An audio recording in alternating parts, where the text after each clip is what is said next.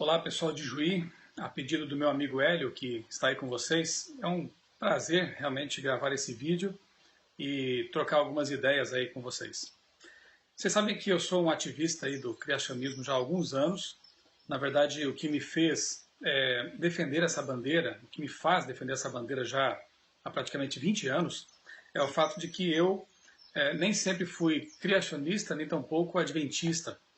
Eu nasci num lar que não era adventista, e com cerca de 18 anos eu conheci o adventismo e o criacionismo, quando eu cursava o curso técnico de Química lá em Criciúma, em Santa Catarina, e fiquei assim, como eu tenho dito geralmente nas palestras, eu fiquei decepcionado por um lado e por outro feliz. Decepcionado porque eu percebi que minha formação acadêmica, minha formação nas escolas por onde eu tinha passado, todas as escolas do governo, tinha sido totalmente unilateral. Desde a infância, eu sempre tinha ouvido falar que a vida tinha começado no mar primitivo, com organismos que foram se tornando cada vez mais complexos, a vida tendo então surgido e capaz de se replicar nesse mar primitivo, adquirindo cada vez mais complexidade e chegando até as formas de vida atuais. Claro que na linguagem das crianças era um pouco mais, tudo muito mais simples, né? Mas à medida que eu fui avançando nos estudos e chegando finalmente ao ensino médio, curso de Química, eu percebi que o argumento era o mesmo, só que, claro, com uma roupagem um pouco mais técnica, mais científica.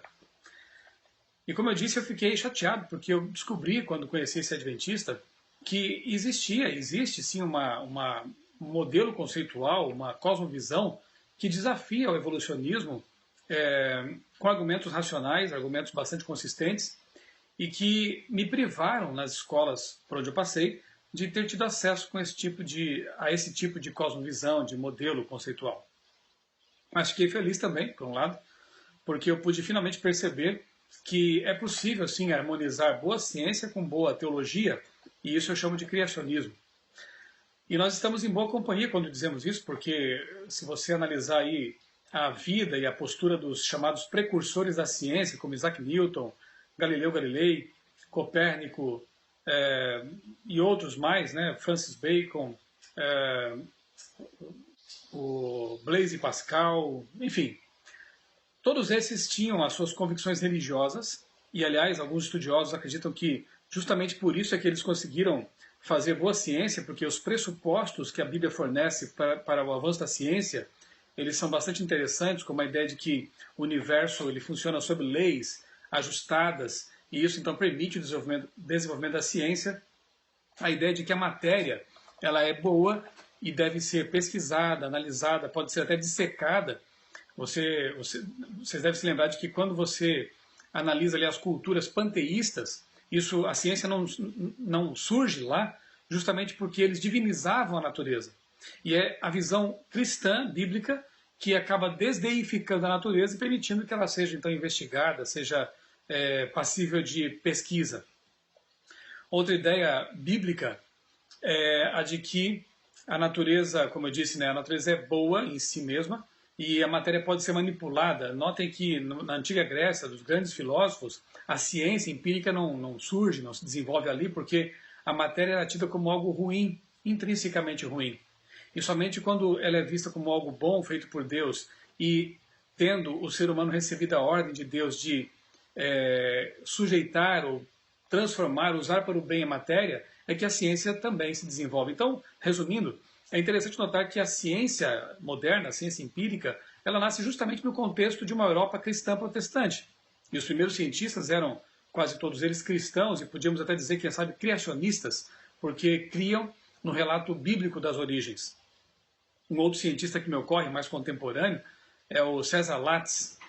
Eu lembro que li uma vez no jornal da Unicamp, uma entrevista com ele, em que a repórter perguntava assim, Dr. Lattes, como você crê que o universo foi criado, ou que o universo passou a existir, surgiu? E ele então pediu que ela pegasse uma Bíblia de cima da mesa e lesse ali os primeiros versos, né, do primeiro capítulo, e disse assim, eu creio dessa forma. Então essa ideia de que ciência e religião estariam em opostos, né, em lados opostos, essa dicotomia é muito artificial, porque, como diz Ellen White, corretamente compreendidas, tanto a ciência quanto a a teologia estão em perfeita harmonia, elas dão-se as mãos quando corretamente compreendidas. Então, em qualquer tipo de discussão, quando o assunto tem que ver com a controvérsia criação e evolução, é importante, antes de mais nada, definir os termos. Perguntar à pessoa com quem você dialoga o que é evolução para ela. Se ela citar como exemplo de evolução, por exemplo, a aquisição de resistência a antibióticos por parte de bactérias, você pode dizer assim, bom, então eu também sou evolucionista, porque eu acredito que haja assim seleção natural, adaptações, não é? Alguns chamam até de microevolução. Só que mesmo depois de tanto tempo, bactérias continuam sendo bactérias. Eu estive recentemente nas Ilhas Galápagos e pude perceber lá algumas coisas que Darwin, cento e tantos anos antes, percebeu e também deixou de perceber. Por exemplo, ali há 4 espécies de iguanas. Uma delas só existe realmente ali e se adaptou para se alimentar de algas marinhas, né? Ela é portanto, é uma iguana marinha, ela é preta. Isso é simplesmente adaptação, é questão de sobrevivência, não é?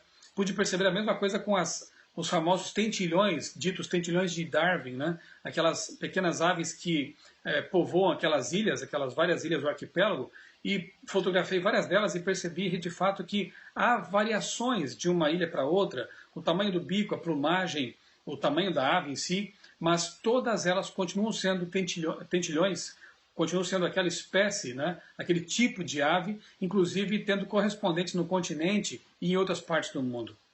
O que nós observamos no mundo, então, são variações limitadas. E se quiserem chamar isso de evolução, fiquem à vontade. E nesse caso nós podemos concordar com os evolucionistas. Mas se para essa pessoa com quem você está dialogando, evolução for a ideia de que uma bactéria primordial, uma forma de vida dita rudimentar, deu origem a todas as espécies que observamos hoje, todos os tipos, né, de animais que temos hoje na natureza, no mundo, aí essa questão já é macroevolução, mega-evolução, e isso é um conceito meramente filosófico. Nesse caso, não dá para concordar com uma pessoa dessa e podemos dizer claramente que não somos, então, evolucionistas. Note, a palavra evolução muitas vezes tem é uma palavra muito elástica, né? Tem conceitos assim bem diferenciados e é preciso então definir essa questão. Outro ponto importante é despir dessa discussão tudo que é filosófico e tentar ficar com aquilo que realmente é científico ou demonstrável, verificável, né? Ciência empírica. Por exemplo, a ideia de que Deus não criou a vida, o naturalismo filosófico, portanto, ela em si não é científica. Não dá para você submeter o naturalismo filosófico a testes laboratoriais ou a observações.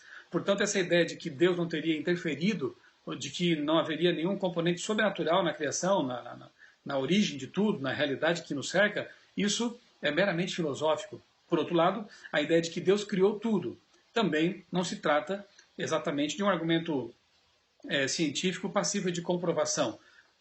Esse seria então um componente filosófico, digamos assim, do criacionismo, ou seja, a ideia de que Deus criou, a ideia de que a Bíblia é inspirada por Deus e de que ali está então a melhor ou a versão verdadeira, né, com respeito às origens. Agora, se nós tirarmos realmente esses componentes teológico e filosófico, nós podemos, dentro do que nós conhecemos de ciência, na bioquímica, na biologia, na química, enfim, na física, podemos discutir sim que modelo criacionista ou evolucionista dispõe de melhores argumentos e de dados para que nós possamos formar nossa cosmovisão.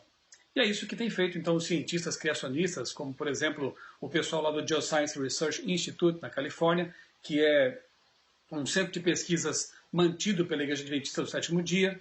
É o que tem feito também alguns pesquisadores aqui no Brasil, como o Dr. Naor, que é geólogo, o Dr. Marcos Natal, lá do NASP, Dr. Marcos Eberlin, da Unicamp, que é químico, doutor em química, e outros tantos que têm procurado, mesmo com poucos recursos e com críticas absurdas, fazer boa ciência e analisar os dados e seguir as evidências, levem aonde levar.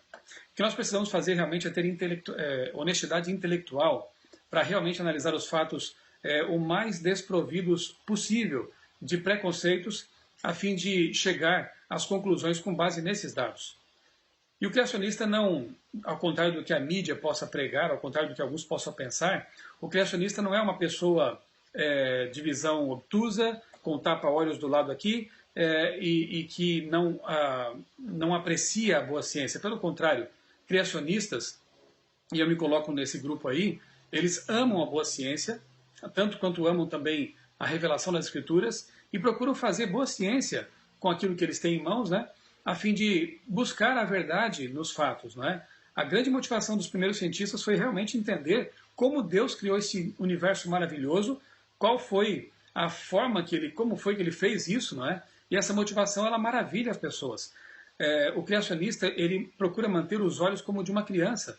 Ele não perde o espanto ou o maravilhamento, né, diante das coisas criadas, porque ele sabe que os céus proclamam a glória de Deus e o firmamento proclama as obras de suas mãos.